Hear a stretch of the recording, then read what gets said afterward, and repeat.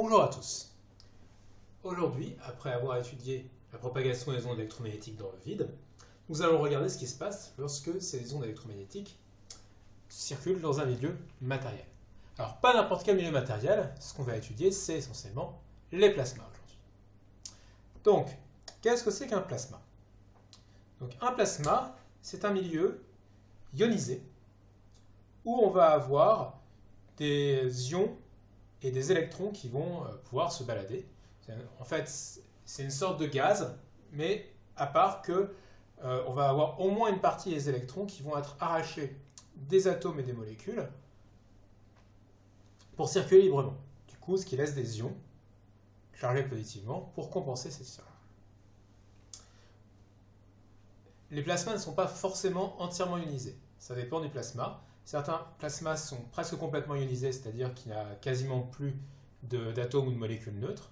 Et d'autres plasmas sont uniquement partiellement ionisés, c'est-à-dire qu'en plus des ions et des électrons, vous allez aussi trouver des molécules neutres. Donc les plasmas vont essentiellement se classer en deux catégories. Première catégorie, les plasmas chauds. Donc dans cette catégorie, les atomes vont être ionisés par l'agitation thermique, c'est-à-dire que l'énergie cinétique des atomes va être suffisante pour arracher des électrons. Et donc, dans un plasma chaud, en général, il y a une portion au moins significative des atomes qui va être ionisée, sinon tous. Donc, des plasmas chauds, typiquement, on peut en rencontrer dans les étoiles. Sur Terre, on peut arriver à en créer dans des conditions relativement particulières, par exemple le cœur d'une bombe atomique. Les plasmas froids vont être un petit peu plus faciles à obtenir. En fait, les plasmas froids, c'est des plasmas dans lesquels l'ionisation ne vient pas de l'intérieur du plasma, elle vient plutôt de l'extérieur. Donc, par exemple, d'un rayonnement extérieur qui va justement arriver à ioniser une partie des molécules. Et donc un plasma froid, c'est généralement assez peu dense. Et donc, du coup, si on ionise des molécules, l'ion et l'électron vont mettre un certain temps à se recombiner. Et du coup, on va arriver en régime stationnaire à garder une certaine densité d'ions et d'électrons. Donc, ce type de plasma, on va le rencontrer par exemple dans la haute atmosphère, ce qu'on appelle l'ionosphère. Parce que là, on est dans des conditions appropriées. Haute atmosphère, ça veut dire qu'on a une densité de particules qui commence à devenir très faible. Et elle est soumise au rayonnement solaire. Donc en particulier au rayonnement solaire ultraviolet, donc qui est assez énergétique pour arracher des électrons aux molécules qui traînent par là. Donc ce qui va du coup créer un plasma froid. D'autres exemples, ça peut être le plasma interstellaire. Donc là, on est encore plus basse densité. Donc c'est des densités qui sont vraiment de quelques dizaines de milliers d'atomes par mètre cube. Et donc là, ici, la quasi-totalité des atomes est en fait ionisée, puisqu'ils sont soumis au rayonnement des étoiles. Et la densité est vraiment extrêmement faible. Donc une fois ionisés, les ions et les électrons se croisent quasiment jamais. Dernier exemple qu'on peut citer, ça va être beaucoup plus concret, c'est les lampes halogènes. Donc les lampes halogènes, en fait, donc là le plasma va être déclenché grâce à des décharges électriques, donc ce qui va créer un mélange d'électrons et d'ions qui du coup va être conducteur. Et les électrons et les ions, en se recombinant, vont émettre la lumière qu'on va pouvoir voir derrière. Donc attention quand même à une chose, c'est pas parce que le plasma contient énormément de particules chargées qu'il est chargé lui-même. Globalement, le plasma est neutre. Cela signifie que si les ions n'ont qu'une charge positive, c'est l'hypothèse qu'on va retenir dans la suite, à ce moment-là, il va y avoir autant d'électrons que d'ions. Ok, donc comment est-ce qu'on va modéliser justement ce plasma? Alors, on va déjà considérer justement qu'on a une densité N0 d'ions et d'électrons. Donc N0, c'est quoi? C'est un nombre d'électrons par unité de volume, par mètre cube. Et donc, effectivement, comme je le disais tout à l'heure, si les ions sont donc une seule charge positive, à ce moment-là, la densité d'électrons est égale à la densité d'ions. Alors, cette densité du plasma, elle peut prendre des ordres de grandeur très très variables. Si vous avez une étoile, par exemple, donc une étoile, c'est quelque chose qui est en fait assez dense et qui est quasiment complètement ionisé. Donc, c'est-à-dire que la densité d'ions et d'électrons peut aller jusqu'à des valeurs de l'ordre de 10 puissance 30 électrons par mètre cube. Donc ça, on va dire que c'est les valeurs au niveau du cœur de l'étoile, où la densité est en gros la densité d'un solide. Donc c'est-à-dire que vous avez un proton à peu près tous les 10 puissance moins 10 mètres, et puis un électron qui va avec. Si on veut regarder l'ionosphère, là c'est un plasma froid, beaucoup moins dense, et il n'est que partiellement ionisé. Donc en fait là on est sur des densités d'ions et d'électrons qui sont beaucoup plus faibles, de l'ordre de 10 puissance 9 à 10 puissance 12 électrons par mètre cube, sachant que les densités les plus importantes sont observées en journée parce que le Soleil est un rayonnement ionisant, et plutôt en haut de l'ionosphère où les recombinaisons vont être plus difficiles. Donc là on voit qu'on a déjà une variété assez grande de comportements dans les plasmas, puisque là vous avez sur ce paramètre essentiel des plasmas des variations qui peuvent sans problème entre des plasmas chauds et des plasmas froids. On a 10 puissance 20 ordre de grandeur. On peut même y avoir encore plus, puisque si on considère par exemple le plasma interstellaire, donc le plasma interstellaire, là ici il est quasiment complètement ionisé, mais il est très peu dense, donc du coup on est à quelque chose comme 100 000 électrons par mètre cube, ce qui est très faible. Autre caractéristique du plasma, la masse de ses constituants. Donc les ions sont composés d'au minimum un proton.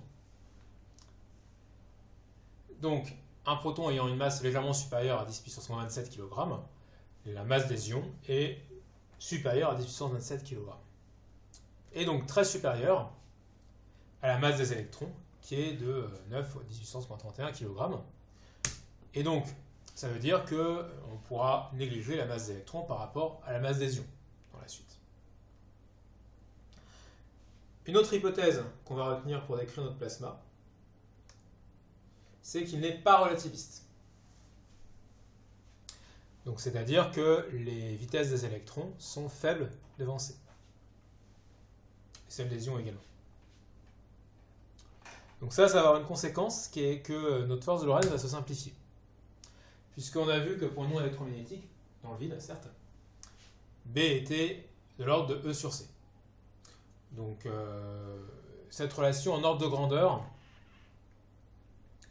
va rester vraie pour le plasma, enfin, sauf conditions très particulières. Et du coup, si on a un plasma non relativiste, ça veut dire que le V vectoriel B est de l'ordre de V sur C fois E, et donc est très petit devant E. Donc du coup, on pourra négliger le terme V vectoriel B dans la force de Lorentz. Donc on fera cette hypothèse dans toute la suite. Ok, donc pour caractériser la propagation dans le plasma, il faut qu'on étudie la relation de dispersion du plasma. Donc la relation de dispersion, c'est la relation entre oméga et K, pour une onde plane progressive monochromatique. Alors en quoi est-ce important ? Tout simplement, si vous avez la relation entre oméga et K, vous pouvez en déduire la vitesse de propagation d'une onde plane monochromatique. Et plus intéressant encore, si cette vitesse de propagation n'est pas toujours la même, on va avoir quelques effets intéressants qui vont apparaître, on verra ça dans la suite du cours. Donc, dans le cas du vide, on avait tout simplement oméga égale kc, puisque la vitesse de propagation était c quoi qu'il arrive. Pour notre plasma, on va devoir modifier un petit peu ça, puisque le oméga égale kc dans le vide venait de l'équation de d'Alembert, qui ne va plus être vérifiée pour un plasma, puisqu'il y a une des hypothèses derrière cette équation de d'Alembert, à savoir le fait que le courant soit nul, qui n'est plus vérifié, puisque là, on va avoir des électrons qui vont pouvoir se déplacer en réaction au champ électromagnétique.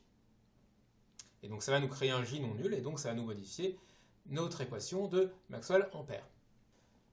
l'hypothèse ρ égale 0, elle, va rester vérifiée. En tout cas, c'est l'hypothèse qu'on va faire dans tout le cours. On peut ouvrir une petite parenthèse ici. Il est possible dans un plasma d'avoir un ρ non nul si les électrons se concentrent dans certaines zones et du coup désertent certaines zones.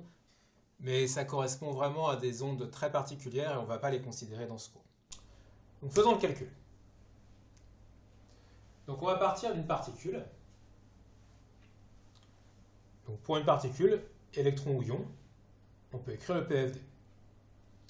Donc là ici, les hypothèses qu'on fait, c'est que le plasma est non collisionnel, c'est-à-dire que chaque particule ignore complètement les autres. Et donc, du coup, ça veut dire qu'on ne va pas avoir de force d'interaction entre une particule et ses voisines. Donc la seule force qui reste à ce moment-là, c'est la force de Lorentz, donc avec uniquement sa composante électrique, puisqu'on a vu tout à l'heure que la composante magnétique était négligeable. Donc, on négligera également le poids, étant donné la faible masse des particules. Donc, comme le champ électrique est une OPPM, on peut passer en régime sinusal forcé. Donc là, du coup, on va pouvoir écrire que dV sur dt, c'est I oméga fois V. Donc, ce qui permet d'écrire V en fonction de E.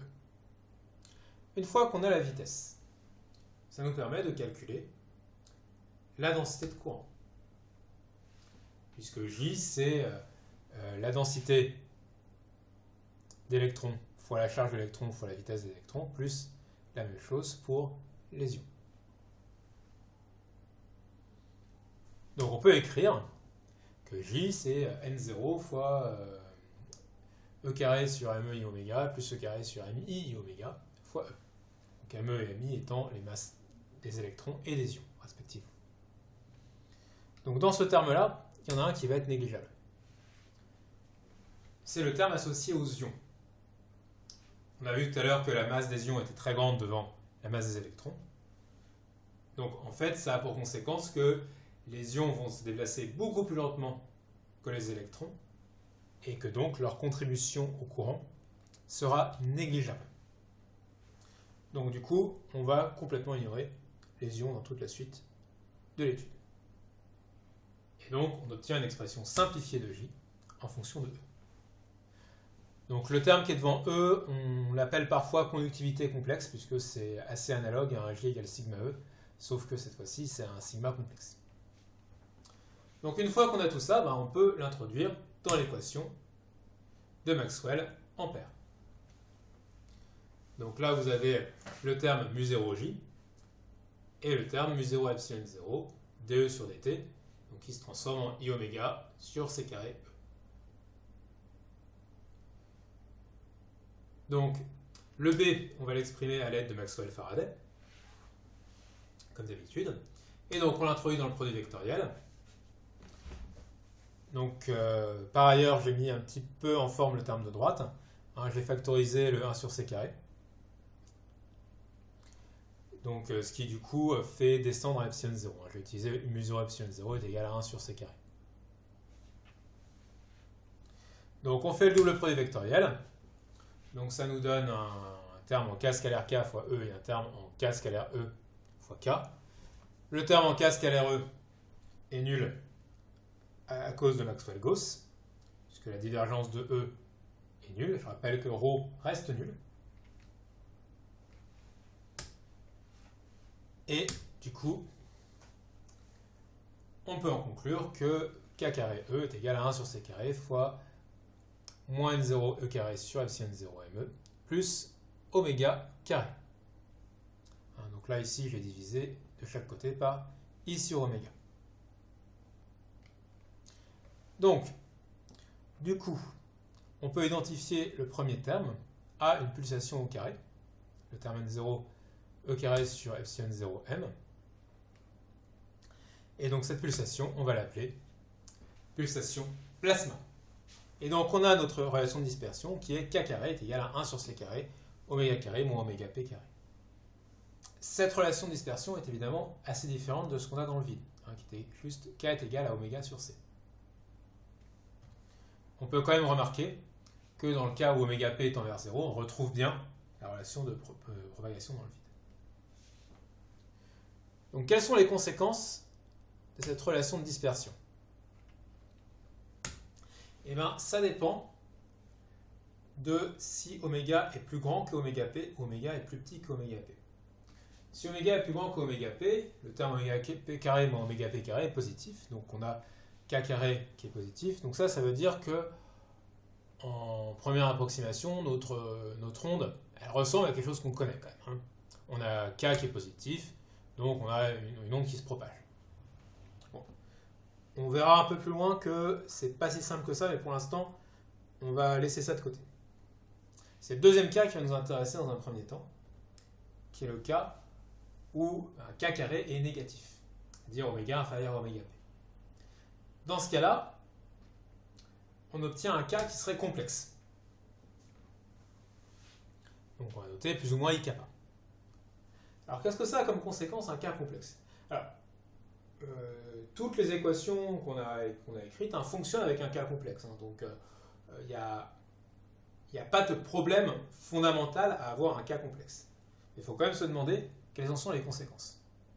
Donc si on l'introduit dans l'expression de notre onde, on a un terme exponentiel moins ikz. Et ce moins ikz, du coup, il va valoir plus ou moins kappa z. Il va devenir, du coup, réel. Et le E va nous donner un E0 exponentiel plus ou moins kappa z exponentiel i oméga t. Donc du coup, ce qu'on obtient est en fait une onde stationnaire, parce que c'est un produit d'une fonction de z et une fonction de t. Hein, si on prend la partie réelle de tout ça, on va bien obtenir exponentielle kappa z fois cosinus oméga t. Mais c'est une onde stationnaire très particulière qu'on va appeler onde évanescente. Donc, je vais expliquer un petit peu après pourquoi ce nom. Donc à quoi elle correspond cette onde évanescente? Alors on va commencer par regarder le cas le plus simple. On a un plasma qui est semi-infini. Donc c'est-à-dire qui occupe tous les z positifs. Donc dans ce cas-là, le exponentiel plus ou moins kappa z en fait ne pourra être que un exponentiel moins kappa z. Sinon, notre champ électrique va diverger quand z tend vers l'infini, ce qui est une solution absurde. Donc, du coup, si on regarde graphiquement ce que ça donne, hein, là vous avez un champ E0 cos oméga t exponentielle moins kappa z fois x, si on a une polarisation selon x. Et donc là, ici, donc, je vais dessiner à droite. Donc vous voyez que vous avez un champ électrique qui va diminuer avec z. Donc c'est pour ça qu'on appelle ça onde évanescente en fait. C'est que l'onde disparaît assez rapidement avec z. Donc ça disparaît sur une distance caractéristique qui est 1 sur kappa. Cette distance caractéristique est donc d'autant plus grande que le oméga est proche de oméga p, si vous vous rappelez de l'expression de kappa. Deuxième remarque, si jamais on n'a plus un plasma qui est semi-infini, à ce moment-là, ça veut dire que les deux solutions plus ou moins, on avait vu tout à l'heure, sont possibles. Et dans ce cas-là, comme on est dans un problème linéaire, on peut l'écrire comme la somme de deux termes, un en exponentielle moins kappa z et l'autre en exponentielle plus kappa z. Au passage, on peut faire l'approximation que le plasma est semi-infini à condition que sa taille, enfin son épaisseur en tout cas, soit très grande devant delta. Puisque c'est ça la longueur finalement caractéristique de notre onde.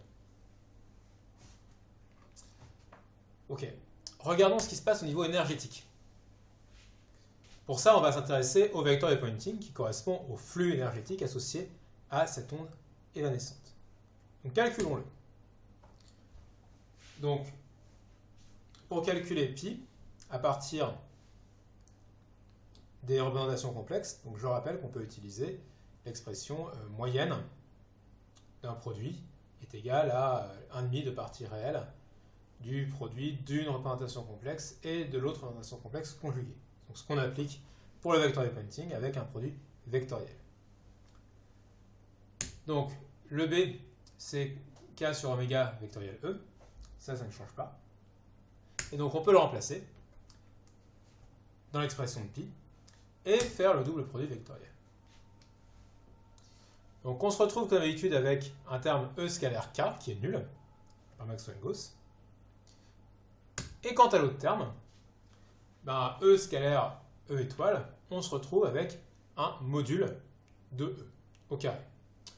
Alors, notez que ici c'est à la fois le module vectoriel et le module complexe.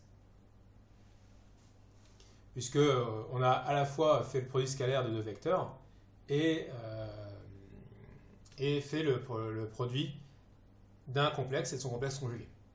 Donc c'est quelque chose qui est réel. Et donc on peut le sortir de la partie réelle et on se retrouve avec quelque chose en partie réelle de K étoile. Or, K est un imaginaire pur. Donc cette partie réelle est nulle. Et donc on obtient un vectorial pointing moyen qui est rigoureusement nul. Alors le vectorial pointing instantané, lui, n'est pas forcément nul. On peut avoir quelques petites oscillations à ce niveau-là. Mais par contre, le vectorial pointing moyen est nul. Donc ça signifie que si vous envoyez une onde électromagnétique sur le plasma, donc l'énergie qui arrive sur le plasma ne peut pas traverser le plasma. Donc où est-ce qu'elle va aller? En fait, il n'y a qu'une seule chose qu'elle puisse faire, revenir sur ses pas. Donc ça veut dire que si vous êtes à oméga inférieur à oméga p, une onde incidente qui arrive sur un plasma est intégralement réfléchie. Alors juste un petit détail, hein, ça marque que si le plasma est semi-infini. Si le plasma est fini, ça ne va pas marcher puisque là vous aurez deux termes dans E et deux termes dans B. Et en fait, si vous faites le calcul, qui est un petit peu compliqué, vous verrez qu'il y a des termes croisés qui apparaissent et que ces termes croisés ils peuvent correspondre à un pi moyen non nul. Ce qui veut dire que si vous avez votre plasma de taille finie, l'onde peut passer en partie à travers. Bon, évidemment, plus l'épaisseur du plasma sera grande, moins l'onde va passer au travers. Donc ça dépend en gros de si l'épaisseur du plasma est petite ou grande devant delta. Alors, cette propriété de réflexion totale de l'onde incidente, elle peut être intéressante si on considère la transmission d'ondes radio. Parce que justement, la fréquence plasma de l'ionosphère est dans une zone qui est assez intéressante, elle est de l'ordre de 10 MHz. Donc ça signifie que si vous envoyez une onde radio qui est de fréquence inférieure à 10 MHz, elle va se réfléchir sur l'ionosphère. Donc, ça veut dire que vous ne pouvez pas communiquer avec des satellites à cette fréquence-là. Par contre, ça veut dire que ça permet de communiquer potentiellement avec des gens qui sont assez loin, qui sont au-delà de l'horizon, au-delà de la courbure de la Terre. Et donc ça, c'est un effet qui a été historiquement exploité pour des communications radio à longue distance. Et qui continue d'ailleurs à l'être, même si ça correspond à des fréquences radio moins agitées que la bande FM. Donc, en revanche, si vous voulez communiquer avec des satellites, vous êtes obligé d'utiliser des fréquences qui sont supérieures à ça, voire même nettement supérieures à ça. Donc, maintenant qu'on a vu ce qui se passait pour ces ondes évanescentes, lorsque oméga était inférieur à oméga p, on va essayer de voir un peu plus en détail ce qui se passe lorsque les ondes traversent le plasma pour oméga supérieur à oméga p. Donc, dans ce cas-là, on va voir qu'il y a un phénomène un peu particulier qui se produit, qu'on appelle la dispersion. Alors, qu'est-ce que c'est que la dispersion? Donc, c'est un phénomène qui va se produire lorsque la vitesse de phase, qui est le rapport oméga sur k, donc qui est en fait la vitesse d'une onde telle qu'on l'a définie jusqu'à présent, ne va pas être une constante. En particulier, va dépendre de oméga. Donc, bien sûr, toutes les ondes ne sont pas dispersives. Par exemple, dans le vide, vous avez simplement V phi est égal à C. Donc, dans le cas du plasma, donc on a K qui vaut 1 sur C racine d'oméga carré moins oméga p carré.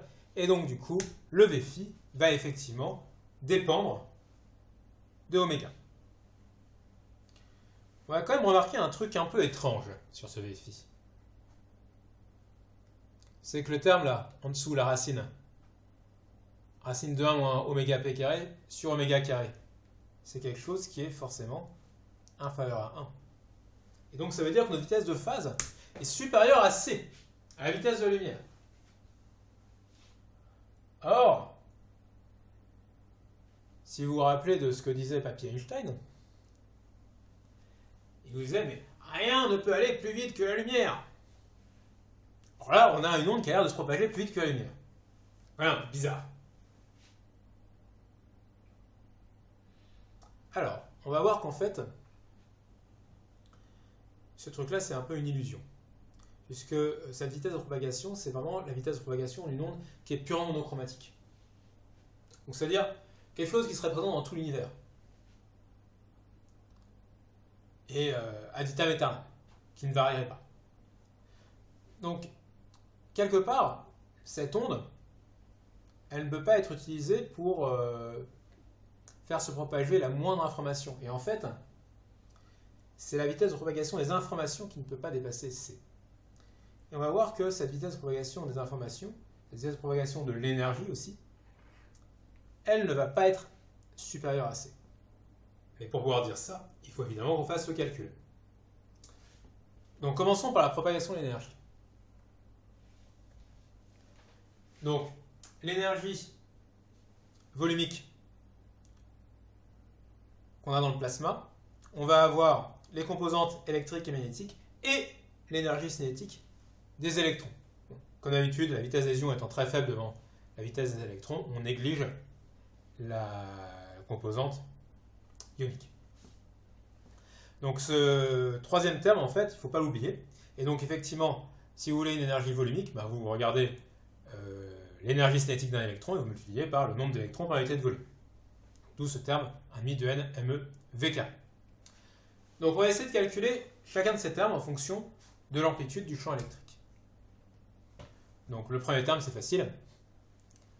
Le E carré moyen, c'est E0 carré sur 2 ou E0, c'est l'amplitude de E. Pour B, on va utiliser Maxwell-Faraday comme d'hab.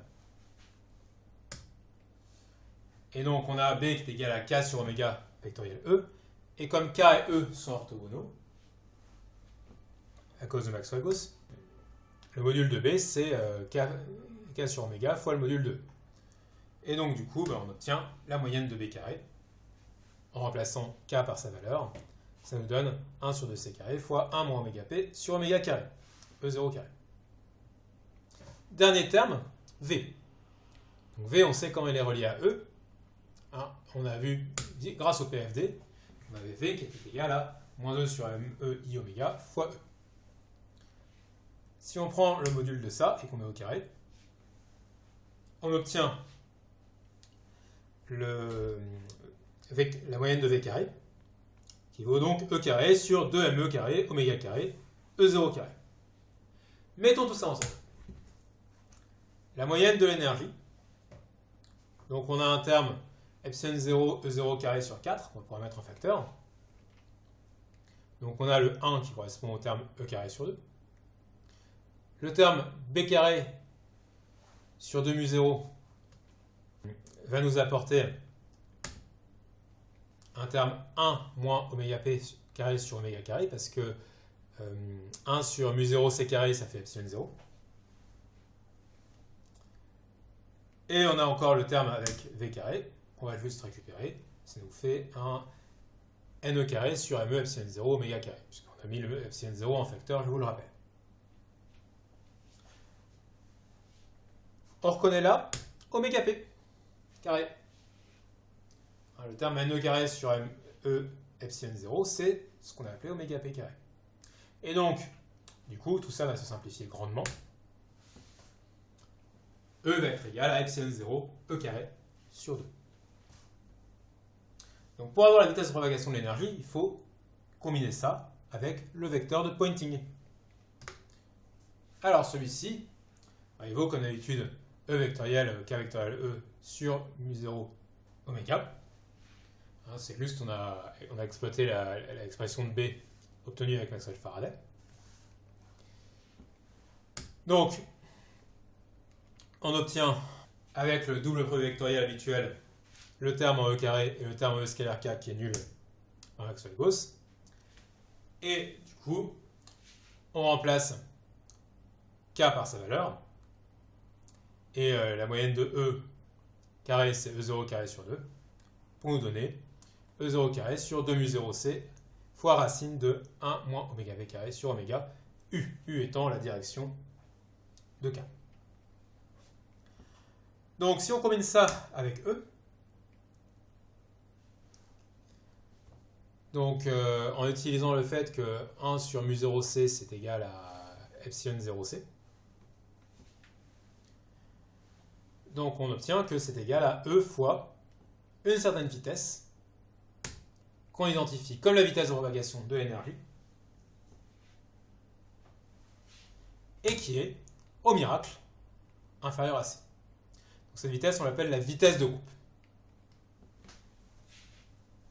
Donc on va voir qu'il y a d'autres moyens de la calculer que ce gros calcul compliqué, qu'il faut évidemment savoir faire si on vous le demande, mais on va dire qu'il y a beaucoup plus simple, on va le voir, pour trouver la vitesse de groupe. Donc, pour ça, il va falloir comprendre une notion intéressante qui est la notion de paquet d'ondes. Alors, qu'est-ce que c'est qu'un paquet d'ondes? Donc, un paquet d'ondes, en fait, ça correspond au produit d'une fonction sinusoïdale et d'une fonction modulatrice. Là, je l'ai appelé GT. Là, j'ai fait un paquet d'ondes en temps. Évidemment, on peut aussi en faire un en espace. Et cette fonction modulatrice GT doit être lentement variable à l'échelle de T0, qui est la période de la fonction modulée. Mais par contre, elle doit quand même varier et elle doit avoir une extension finie. C'est-à-dire que, voilà, c'est une onde qui localement ressemble beaucoup à une onde monochromatique, mais ne va pas durer éternellement. Elle va durer qu'un temps fini, delta t. Et du coup, on va essayer de voir comment le paquet d'ondes va se propager. Donc pour le modéliser, une première façon de modéliser cette fonction, c'est de dire que c'est exponentielle i oméga t fois gt.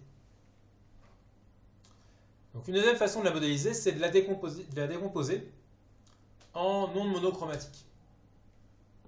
En fait, on peut toujours décomposer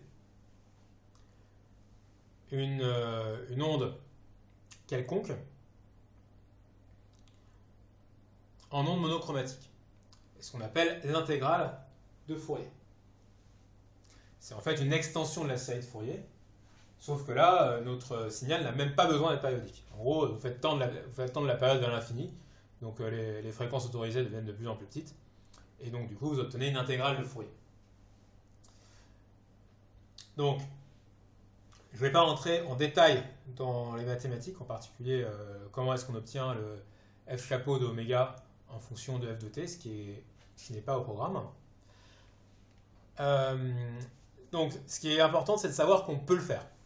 Et donc, que cette décomposition existe. Et en gros, ce f chapeau de oméga, qui est a priori complexe, ça nous dit quel est le poids de chaque pulsation. Sur un oscilloscope, quand vous regardez votre transformée de Fourier, c'est un peu ça qu'on essaie de calculer. Et donc, si vous avez un paquet d'ondes, ce f chapeau de oméga a comme propriété de ne prendre des valeurs significatives que lorsque oméga est proche d'oméga 0. Ce qui n'est pas très surprenant. Il faut quand même bien voir ce que c'est un paquet d'ondes. Un paquet d'ondes, c'est une onde qui est quasi monochromatique. C'est-à-dire que ça ressemble beaucoup à une onde monochromatique. Donc c'est pas très surprenant d'avoir quelque chose qui est centré autour de oméga 0. Donc, par contre, c'est une onde monochromatique, c'est une onde monochromatique modulée. Et donc, une modulation d'une onde, c'est quelque chose qui va élargir la bande de fréquence. C'est-à-dire que on ne va pas avoir juste une onde monochromatique, on va avoir une bande de fréquence autour de oméga 0. Et donc, une propriété qu'on peut avoir, c'est que la largeur de cette bande de fréquence donc, va vérifier que la largeur de la bande de fréquence et la largeur temporelle du paquet d'ondes ont un produit qui est au moins de l'ordre de 1. Donc, pour un paquet d'ondes, normalement, c'est d'ordre 1. On va dire que, voilà, de façon générale, pour un signal quelconque, c'est au minimum d'ordre 1. Donc, alors il est tout à fait possible de mathématiser ça un petit peu plus, mais là, c'est pas tout à fait le but de ce cours. Donc, c'est pour ça qu'ici, on a ce supérieur ou de l'ordre 2. Parce que le delta F et le delta T sont définis ici en ordre de grandeur. C'est un ordre de grandeur de la largeur du paquet d'ondes et c'est un ordre de grandeur de la largeur spectrale du paquet d'ondes. Je vais vous présenter un exemple où ces grandeurs vont être calculables. Ça va aider à rendre ces choses-là un peu plus concrètes. Cet exemple, c'est celui où la fonction f chapeau est nulle partout, sauf dans un petit domaine autour de la pulsation moyenne, oméga 0, de demi-largeur delta oméga. Et dans ce petit domaine, elle prend une valeur constante, A. Dans ce cas-là, l'intégrale qui permet de calculer f de t se calcule très bien. Là, vous voyez que le exponentiel i oméga t, on peut prendre sa primitive. Alors attention, c'est une primitive non pas par rapport à t, mais par rapport à oméga. Donc il y a un sur t qui sort. Et donc, ça va nous donner une fonction avec un exponentiel i oméga 2t ou exponentiel i oméga 1t. On va remplacer oméga 1 et oméga 2 par leur expression en fonction de oméga 0 et delta oméga, ce qui nous permet de faire sortir quelque chose qui va fortement ressembler à un sinus. Donc là, on voit qu'on a une fonction sinusoïdale exponentielle i oméga 0t que va multiplier une fonction modulatrice 2a sur t sinus de delta oméga t. Alors cette fonction, elle ressemble à un sinus t sur t, et en fait, on va pouvoir même se ramener à une fonction de type sinus x sur x en multipliant en haut et en bas par delta oméga. Cette fonction sinus x sur x, en fait, elle s'appelle le sinus cardinal. Donc c'est une fonction qu'on va aussi rencontrer dans d'autres contextes. Donc on va regarder un petit peu ses propriétés. Donc là ici, notez bien que j'ai enlevé le exponentiel i oméga 0t, puisque là j'ai gardé juste le gt qui correspond à l'enveloppe. Et donc, ce sinus cardinal, il tend, quand x tend vers 0, vers 1, puisque sinus x est équivalent à x à ce moment-là. Donc ça veut dire que le gt, il va tendre vers 2a delta oméga. Donc par ailleurs, ça correspondra au maximum global de la fonction. Bon, ça on pourrait le voir par exemple en regardant la dérivée de sinus x sur x. Par ailleurs, cette fonction sinus cardinal, elle va être nulle lorsque sinus va être nul, à part pour x égale 0. Donc ça veut dire qu'elle va être nulle tous les pi. Donc la fonction gt va être nulle tous les pi sur delta oméga. Et on peut par ailleurs remarquer que l'amplitude des oscillations de cette fonction va décroître assez rapidement vu qu'elles sont en 1 sur x. Donc ça veut dire que là vous voyez cette fonction, vous avez un gros bloc au milieu, et puis après ça va très vite devenir négligeable. Donc cette fonction correspondant à l'enveloppe de notre paquet d'ondes, il faut regarder la largeur typique de cette fonction pour avoir le delta t. Alors on peut la définir de plein de façons différentes. Par exemple, on peut regarder l'écart entre le milieu et le premier zéro. Bon, on pourrait aussi regarder l'écart entre les zéros de chaque côté, ce qui donnerait quelque chose de 2 fois plus grand, ou on pourrait avoir d'autres définitions qui donneraient un truc un petit peu plus petit. C'est pour ça que je vous ai dit que la condition delta t et delta f supérieur à 1, c'était vrai en ordre de grandeur. Donc là, on voit que le delta t, delta f, du coup, va donner 1,5 puisque le delta f, il correspond à delta oméga sur 2pi. Puisque, effectivement, f est égal à oméga sur 2pi. Donc, voilà. Donc là, on obtient une valeur 1,5 qui est de l'ordre de grandeur 1. Donc vous voyez que selon la définition de delta t et de delta f qu'on va prendre, on peut avoir des valeurs qui sont un petit peu inférieures à 1, mais on ne sera jamais très inférieur à 1. En ordre de grandeur, ça sera au moins 1. Et pour des choses qui ont la forme d'un paquet d'ondes, ça va rester d'ordre de grandeur 1. Par contre, effectivement, si vous avez quelque chose qui va être séparé en deux paquets d'ondes, à ce moment-là, le delta t peut être très grand, alors que le delta f n'est pas si grand que ça. Mais donc c'est pour ça qu'il y a vraiment un supérieur ou équivalent. Donc si maintenant on veut tracer le paquet d'ondes, donc là il faut simplement tracer g de t et moins g de t, et notre paquet d'ondes qui correspond à g de t fois sinus oméga 0t va osciller entre les deux. Donc là, je ne vais pas représenter beaucoup d'oscillations parce que sinon on allait avoir beaucoup de mal à tracer le truc. Mais évidemment, pour un paquet d'ondes, si vous avez un paquet d'ondes qui est relativement peu dispersé en fréquence, vous pouvez avoir beaucoup d'oscillations dans le ventre principal de g de t. Donc, une petite remarque, c'est que là, on a fait les choses en fonction de t. On pourrait aussi décrire un paquet d'ondes en fonction de x. Donc, on aurait des propriétés très similaires, à part que on aurait quelque chose avec delta x et delta de la fréquence spatiale. La fréquence spatiale, ça correspond à 1 sur lambda. Mais ce qui va vraiment vous intéresser par la suite, ça va être d'appliquer ça à des ondes, donc des fonctions à la fois de x et de t, et c'est ce qu'on va voir par la suite. Donc, pour ça, on va partir de la représentation en série de Fourier. On va considérer que notre f de x égale 0 et t, c'est l'intégrale de f chapeau d'oméga, exponentielle oméga t d'oméga, et on va voir comment ça se propage.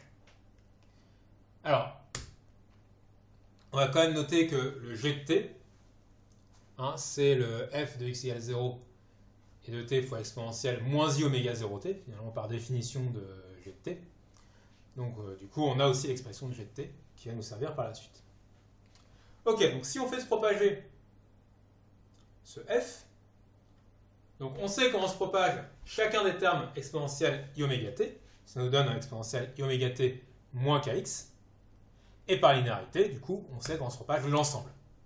Sauf que k, effectivement, va dépendre d'oméga d'une façon a priori non triviale.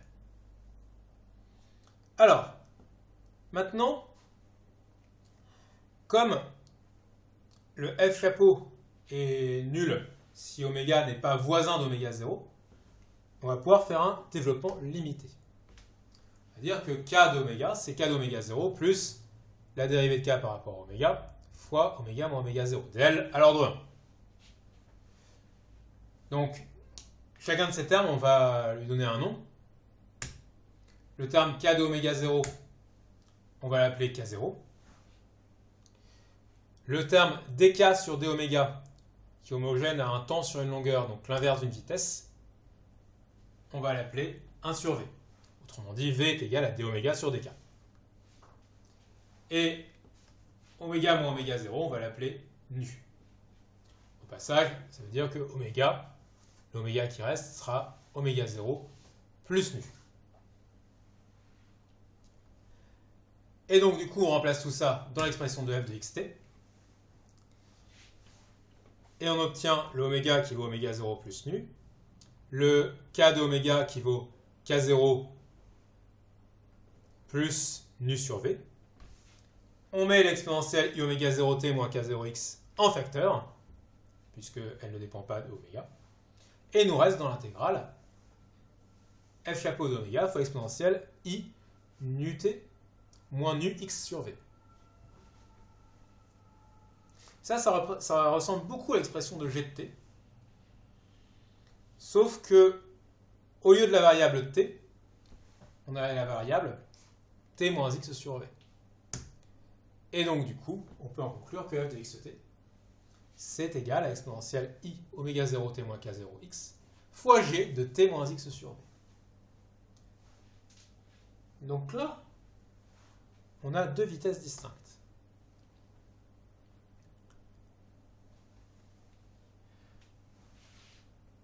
Le terme exponentiel i oméga 0t moins k0x, c'est une onde sinusoïdale monochromatique qui se propage à la vitesse de phase, Vφ. Donc si on veut le représenter sur le graphe, en fait, c'est la vitesse de propagation là, des points noirs, qui sont les points où la courbe noire et la courbe bleue coïncident. Autrement dit, c'est la vitesse de propagation de la phase. Puisque les points noirs sont les points où la phase vaut 0. Et en fait, tout point où la phase est constante va se propager à la vitesse de phase.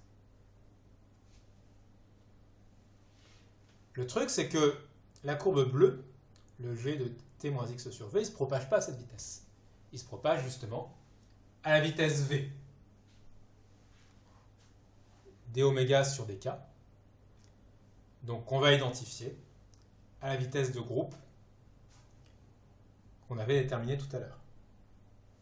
Donc là, ici, c'est cette expression de la vitesse de groupe qu'il faut retenir, parce que c'est celle-là qui va vous servir.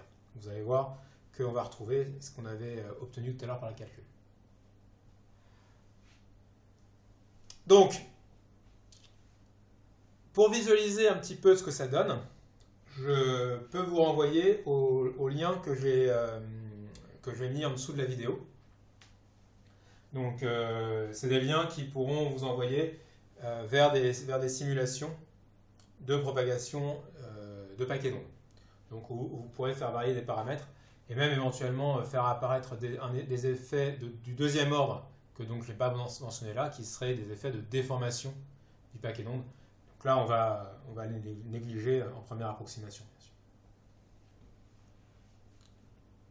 Donc, alors, n'hésitez pas à faire une pause maintenant dans la vidéo avant de conclure, juste pour bien visualiser de quoi il retourne. Donc, si vous êtes prêts, on peut passer à la conclusion. Donc déjà, on va quand même vérifier que la vitesse de groupe, on retrouve bien la vitesse de propagation de l'énergie. Donc pour le plasma, on part de k carré est égal à 1 sur c carré, oméga carré moins oméga p carré. Alors, il y a deux façons de calculer la vitesse de groupe. Soit on exprime oméga comme une fonction de k, ce qui en fait est un petit peu galère. Soit simplement on différencie cette expression, ce qui au final est beaucoup plus simple. La différentielle de k carré, ça nous donne 2k b carré, et la différentielle d'oméga carré nous donne d'oméga d'oméga. La différentielle d'oméga p carré est nulle puisque c'est une constante. Et donc on obtient simplement Vg qui vaut d'oméga sur dk, qui va valoir c carré k sur oméga. Donc autrement dit, c carré sur Vφ. Et Vφ, on avait vu, c'était c sur racine de 1 moins oméga p carré sur oméga carré. Et du coup, on a notre vitesse de groupe. Et donc, on retrouve bien la vitesse qu'on avait calculée tout à l'heure pour la propagation de l'énergie. On retrouve bien une vitesse inférieure à c. Et donc, il nous reste à comprendre, finalement, quand on étudie la vitesse de propagation d'une onde, qu'est-ce qui relève de la vitesse de phase? Qu'est-ce qui relève de la vitesse de groupe? Donc, en fait, on va utiliser la vitesse de phase lorsqu'on va s'intéresser à des choses qui sont valables en régime complètement stationnaire, pour une onde complètement monochromatique, et tous les effets qui dépendent de la phase. Donc, là ici, des effets qui dépendent de la phase, typiquement la longueur d'onde. La longueur d'onde, c'est Vφ fois t. Donc c'est la relation entre oméga et k, elle est associée à Vφ, donc la relation entre lambda et t également. L'indice optique est quelque chose qui dépend de Vφ. Donc toutes les propriétés de réfraction, typiquement, vont dépendre de la vitesse de phase. Pourquoi? Parce que c'est des propriétés qui sont valables, a priori, en régime stationnaire, ces propriétés de réfraction. Et accessoirement, en fait, ces propriétés d'infraction, si on veut vraiment regarder en détail, sont liées à la conservation de la composante de K parallèle au dioptre. Donc, du coup, effectivement, c'est quelque chose qui est lié à la norme de K et donc à Vφ. Toutes les propriétés d'interférence et de diffraction dépendent de la phase, donc sont liées à la vitesse de phase. Ok, donc du côté de la vitesse de groupe, donc c'est la vitesse de propagation de l'amplitude, bien entendu, et des modulations de phase également. C'est-à-dire que si le G qu'on avait vu tout à l'heure, il peut être complexe, donc l'argument de G correspond à des modulations de phase. Donc ça se propage aussi à la vitesse de groupe. C'est également la vitesse de propagation de l'énergie, ça on l'a déjà vu.